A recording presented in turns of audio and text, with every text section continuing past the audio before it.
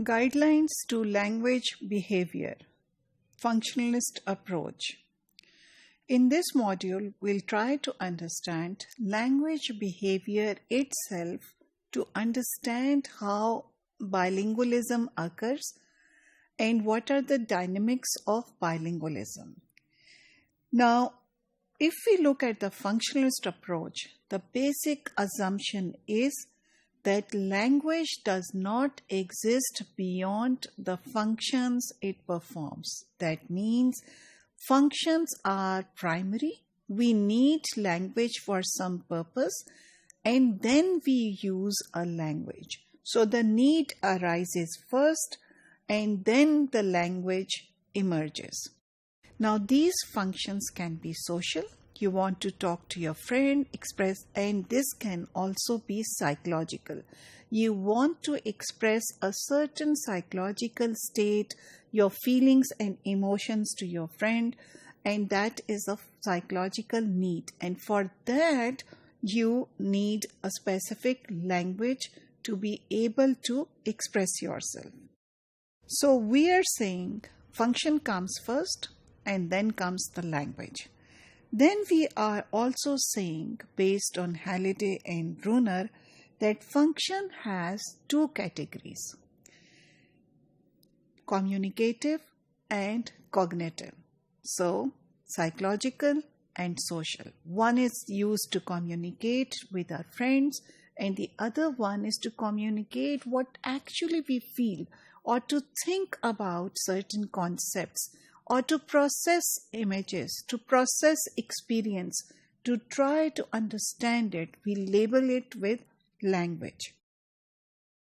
Now, while functions are universal, so all over the world, no matter which race we belong, what type of people we are, all human beings go through this experience of, for instance, sadness, happiness, this need to communicate with someone, or all the other multiple functions.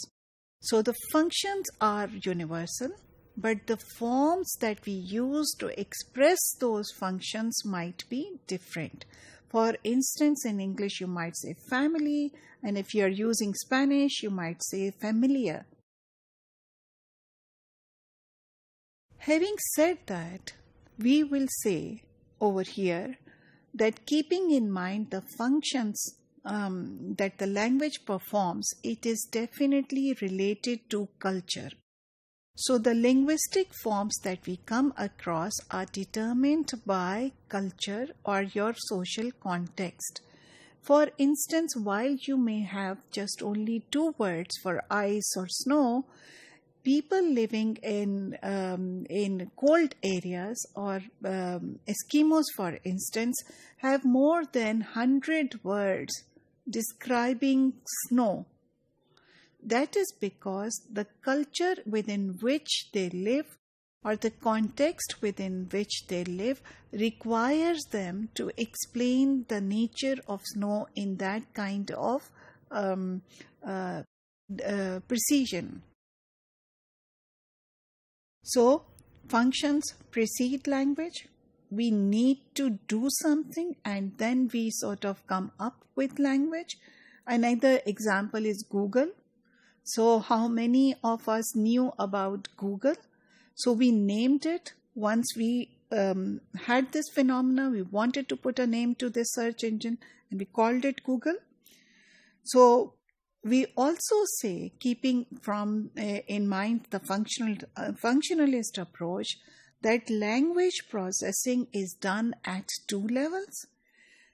One is functional, that is, we need the meanings, the intentions that we want to express, and the other is formal, that is the linguistic forms.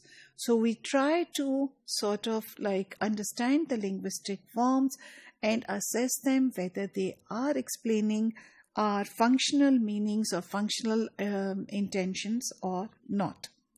So language processing is both functional and formal, and functional level plays a crucial role in understanding of the forms, not only understanding the forms but also of evolving of the forms.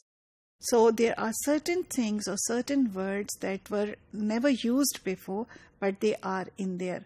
Coming back to the Google example, we used to say let's find it on Google. And now we say, let's Google it. So we have changed it from a noun to a verb. That is, because of a certain function, the linguistic form has changed.